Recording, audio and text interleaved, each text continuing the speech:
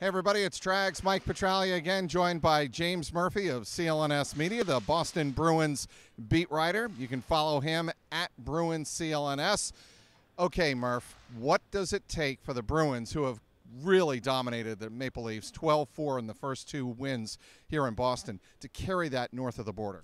I think it takes what we were referring to in our other video we shot, was that they need to adapt, and they need to, at the same time, though, dictate the game from the beginning. One thing I think one of the reporters asked in a press conference after Game 2 was, what's it been like to start with a lead? And that's something you really notice right now, and the Bruins are doing a good job of preserving that lead. So I think you've got to go out there and get the first goal in both games if you can. Setting a tone in enemy building is key.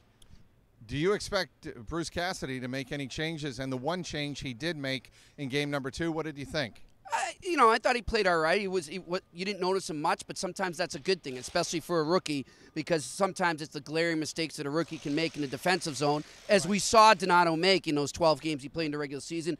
I think he was solid, and I think maybe he'll leave him in as well.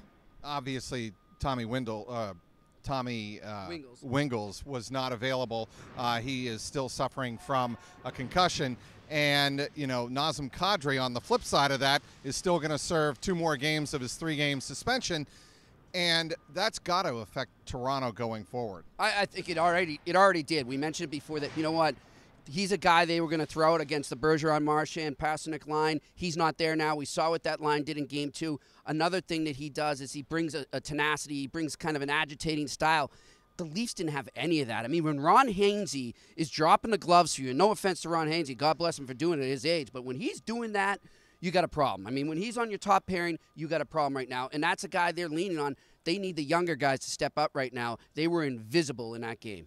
Quick aside, I didn't know this until you brought this up, but he was actually on the ice at the close of the old Boston Garden. Explain that real quick. Well, he was a what you call like a black ace, like they have in the playoffs. He was up with the minor league players there, and the Bruins had that last hurrah there, and brought the Canadians in. It was great. I was there. It was one of my favorite sports moments. But Ron Hainsey came into the league a long time ago, and like I said, now he's the leader of the Maple Leafs defense. So, God bless him for still going. Congrats, he got the cup. But the Maple Leafs need their young players to show some grit. I mean, they were getting pushed around there. As we said off the air, the defense is atrocious. They need to tighten their game up, and they need to come out and utilize that crowd that they're going to have, because it's going to be crazy at the ACC.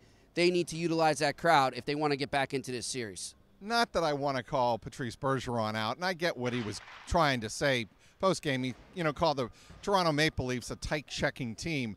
We haven't seen that in the first 2 games. I mean, right? I mean, let's be honest. Tight-checking team. There's not any tight-checking going on in blue and white. I want to go old school again. This reminds me of NHL 94 and Sega Genesis or something here, those games I used to play in the UMass dorms. I mean, we're talking like shootouts here, and the Bruins luckily are getting most of the goals, but this has not been tight hockey at all, and I think that's why David Pasternak is really, thriving, because it's that run-and-gun style. And, yeah, the Leafs have speed there, but they're not utilizing it. They seem intimidated by the Bruins every time they enter the zone. Kevin Miller really laid the lumber a lot in Game 2. He's going to need to continue that. Like I said, the Leafs can utilize that crowd and get back in, but if they continue to apply it on the ice the way they have, this series could be over soon. Props to the Bruins crowd here tonight. Oh, my God. There were some highlights for sure. You can see us on CLNS Media or visit Kelly? Joe Kelly, the flamethrower. Obviously, he of the Tyler Austin brawl on Tuesday night at Fenway Park against the Yankees.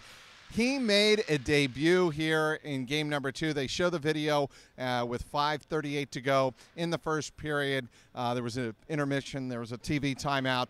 And they show that fight, the beginning of that fight, Joe Kelly saying, what did he say? Let's go. Yeah. Then they flash to him here inside TD Garden in a suite, and he gets the Bruins towel waving. 38 seconds later, it's Rick Nash with the power play goal, and the place go nuts. The only thing they missed, I think, was they should have been playing Wild Thing, because he is Rick Vaughn. I mean, I think he's Rick Vaughn from Major League, but it was great to see. They also had Dante Hightower here from the Patriots. They put him up on the Jumbotron to a big applause. But what I loved was how active that crowd was even before the puck dropped. And once the puck dropped, they were merciless on Freddie Anderson, who got chased after 3. I mean, poor guy. Like, I don't think he went down the tunnel. He went down the tunnel, and they were still chanting Anderson. They were still chanting in the third period near me, where I was. Underneath me, the crowd was still chanting Anderson, and they had to remind him that the backup was in, Curtis McInerney. But you know what? I mean, they were great. They really got into it, and you can see the players fed off it. Okay, one more quick one. Tuukka Rask. This game was 5-2 Bruins. Bruins really were rolling, but then Murph, the Maple Leafs got some momentum. It could have easily been 5-3, 5-4 if it weren't for Tuukka. You're absolutely right. I mean, and by the way, the goalie's best friend helped him out in the first period as well. That would be a pipe. The pipe, yep, on a shorthanded bid there by Kapanen. But you know what? Like we said the other night, it's kind of you feel for Tuukka, right? Because you don't notice him in these blowout-type wins. But you're right. There were times where the momentum was starting to shift. The Leafs were tilting the ice a bit, and Tuukka shut the door. There were a couple scrambles in front that I remember where he was really on target, focusing, going side to side between the pipes.